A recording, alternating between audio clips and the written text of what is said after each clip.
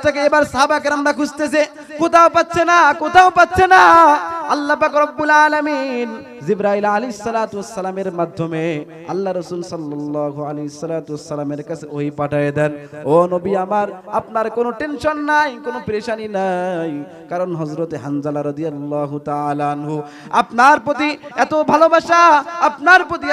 ভালোবাসা হযরতে হানজালা রাদিয়াল্লাহু তাআলা আনহু দিন কায়েম করার জন্য আপনাকে এত মহব্বত করেছে, আপনার প্রতি এত ভালোবাসা, বাসর রাত্রে বাসর করার পরে গোসল না করে যুদ্ধের ময়দানে এসে শহীদ হয়েছে। আল্লাহ রাব্বুল আলামিন জানায় দেন, ও নবী আমার, দুনিয়ার কোনো পানি দিয়ে তার গোসল করা হবে না, আমি আল্লাহ পাক রব্বুল আলামিন ফেরেশতার মাধ্যমে আরশে আজিমের মধ্যে আমি আল্লাহ পাক রব্বুল আলামিন হাউজে কাউসারের পানি দিয়ে গোসল দান করেছি। আতিনা ফি দারে দুনিয়া না হাসান, আতিনা ফি দারে দুনিয়া না হাসান, ইয়া গিয়াসাল মুস্তাগীসিন আহদিনা লাফতিখারা বিল উলুমি ওয়াল গিনা। কাদেরে কুদরত দারি বর কামাল, আনতা রব্বি আনতা হাসবি যুল জালাল, তুহি কাদের জলিলুল্লাহ জাহাদার, বহর কারে তুহি মেরা নিগাহবান। এ মুসলমান, আল্লাহ রাব্বুল আলামিন জানাই দেন, ও নবী আমার, হযরতে হানজালা আপনার প্রতি এত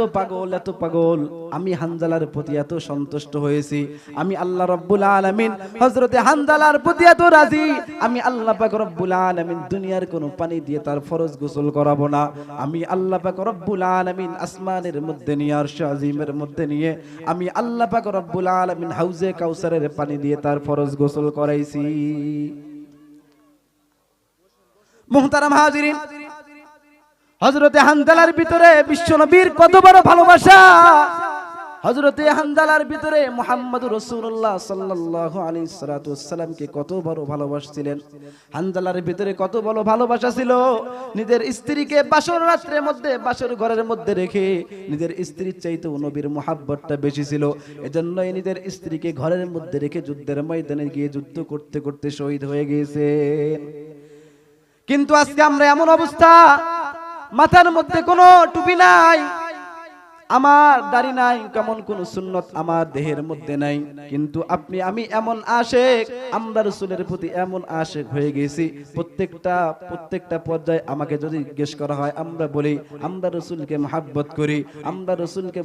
করি, আমার মুখের মধ্যে কোনো দাড়ি নাই, আমার গায়ের মধ্যে কোনো সুন্নতের কোনো পোশাক নাই, আমার ব্যক্তিগত জীবন থেকে শুরু করে নিয়ে পারিবারিক জীবন, সামাজিক জীবন, রাষ্ট্রীয় জীবন পর্যন্ত আমি আমার রাসূলকে অনুসরণ করি না, আমি আমার রাসূলকে অনুসরণ করি না, কিন্তু আমরা এমন সুন্নাত পালন করি, জুম্মার নামাজের দিন, জুম্মার নামাজের পরে মসজিদের মধ্যে যখন খুরমা দেয়, এই খুরমা খাবার জন্য